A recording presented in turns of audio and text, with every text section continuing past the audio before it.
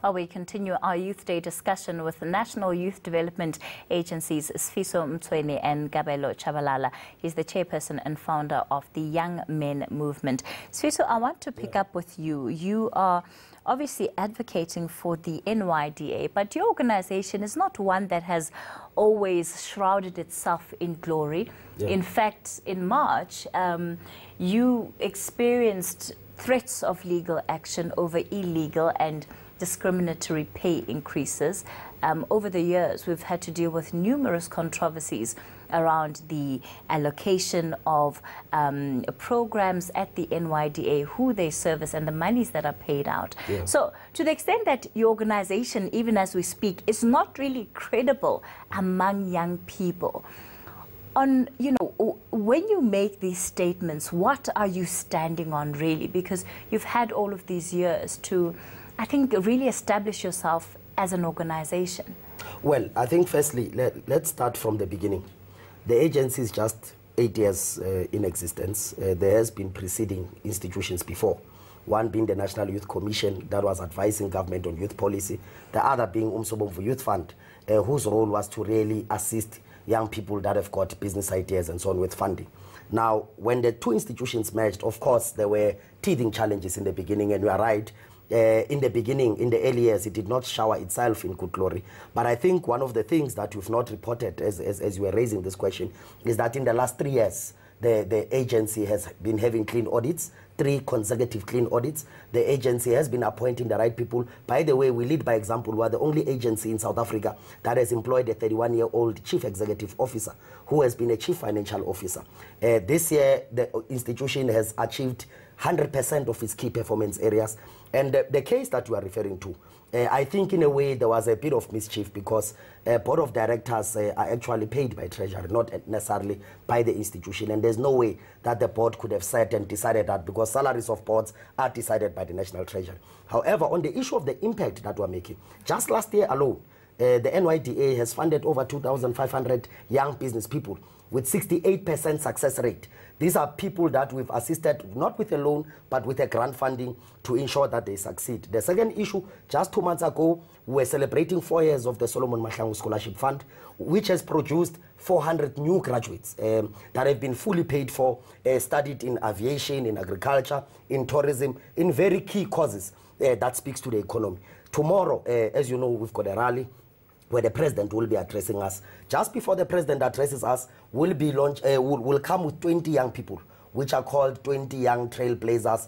These are young people that we've taken from rural areas who had no hope. We've trained them, and today they are trailblazers. Today, they are people who have actually made a success out of their lives. So indeed, we're not making very much impact as we should have been. On the issues of funding, as you know, NYDA only has just over 400 million. There's 19 million economically active young South Africans, meaning that if you were to divide that in rands and cents, we're spending only 20 rand per young person. So one of the things we'll be calling from the president is to say, increase the budget in order to ensure that it's not only 2,500 that we assist, but it's 5,000, it's 10,000, so that young people are able to feel the institution on the ground. Where are these young people that you are assisting? If someone like Kabelo, who works in a social space, who has an organization, saying, actually, I don't know what the NYDA is doing because they are not visible in the communities where I work. Well, that would have been in the past. If Kabelo is living in the present today, he would actually know that, in fact, the NYDA has expanded its reach.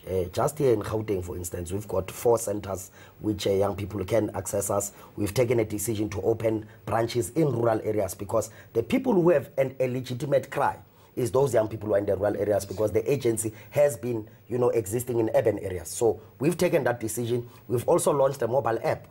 Young people are on smartphones, they're on social media. We've now given them a mobile app that they are able to download all the information about the NYDA. Another exciting thing that we've done, we've now employed jobs officers. So young people are able to come, submit their CVs. We're able to even help them to recraft their CVs. We work with an institution called Lulaway. That institution has companies within it. So we assist young people to find jobs. Out of that particular system, we've been able to assist 9,000 young people. Now, just quickly, You are asking where are these young people. I'm saying tomorrow in the stadium, we are going to showcase to the whole country that these are the young people from Kobo in the Eastern Cape, from Tafelkop in Limpopo, from everywhere in South Africa that we've been able to change their lives for the better. Kabelo? Look, as he said, if I was living in the present, I'll probably know. But I am in the present, and not just in the present, but in the villages. And it's so sad that we talk about femicide, we talk about gender-based violence. They are a national youth development agency. I don't think their mandate limits them only to talking about financial issues that we are facing.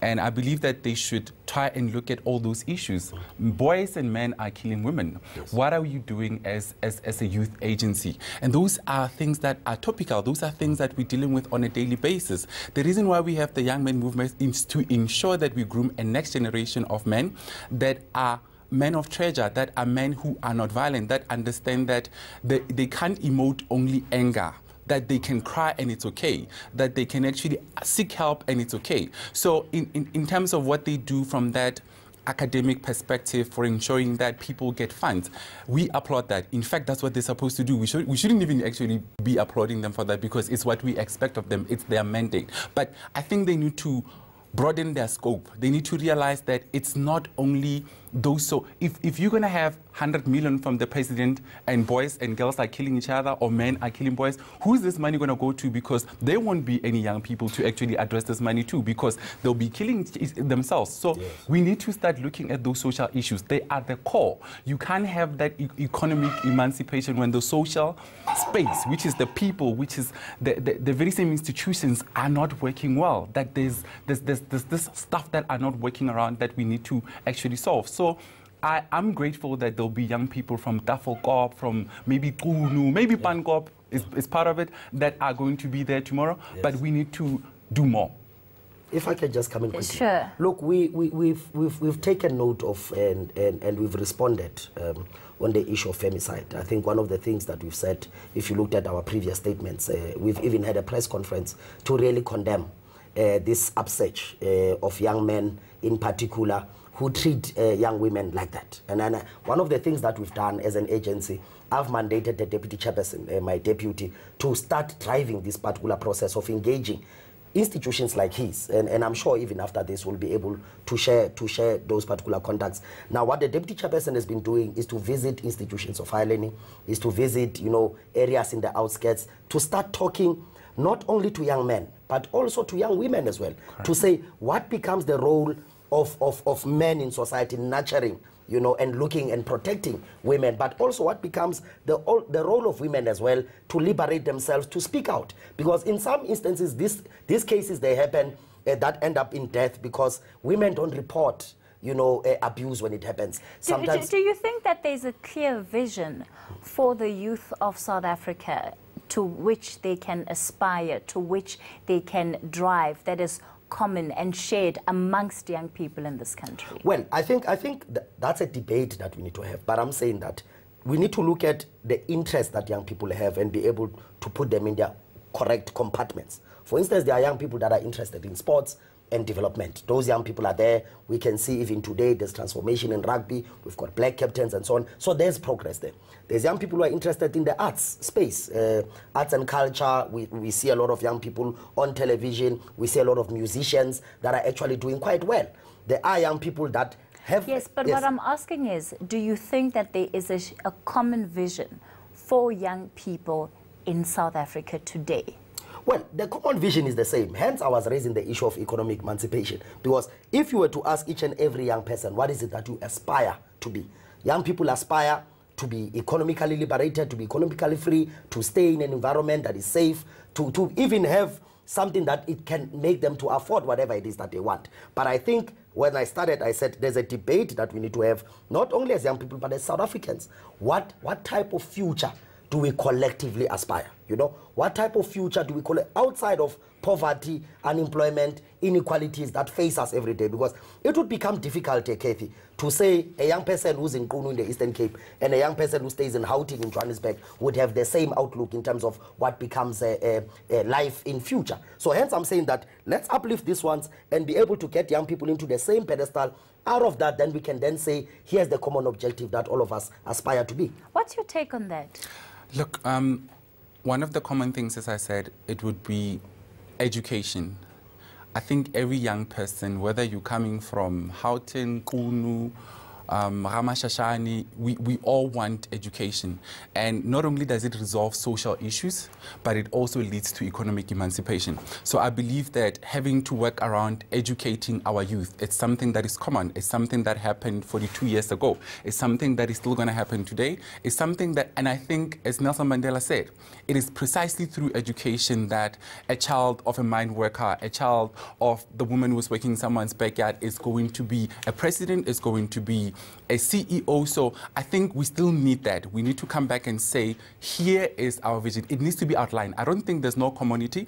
We have that common goal, but it's how we work around redefining it. It's how you take that economic emancipation, drive it back into this education, not talk about a rhetoric and then move away, forgetting that all these things, they work together. So I think if an agency like this one comes back and says, this is the goal for the youth, then it will work better. Let's redefine it. Let's forget the political rhetorics, because it's precisely why we miss the point. It is precisely why we never get to work around one goal. Because when people are talking about economic freedom or land, we move away. Oh, land. Now we're forgetting that in order for those people who are actually asking for that land, who are asking for that money, they still need this education. And I think we do have a common goal. Well, right. if I may... You've got 30 seconds to... 30 seconds. Look, he's correct.